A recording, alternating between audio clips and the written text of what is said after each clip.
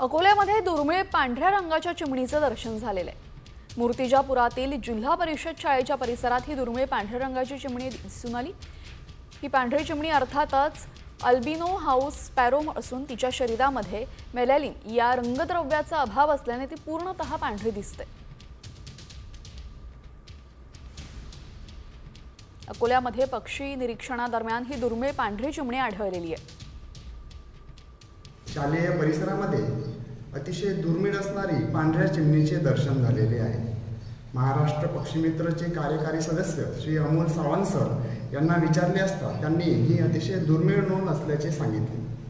शरीरातील मेलॅनिनच्या अभावामुळे काही पक्षी व प्राण्यांमध्ये रंगांचा असा अभाव आढळतो। याची नोंद आम्ही ई-बर्ड या ॲपवर सुद्धा घेतलेली आहे। पांढऱ्या चिमणीला पाहून आमच्या विद्यार्थ्यांमध्ये आनंदाचे वातावरण पसरले आहे।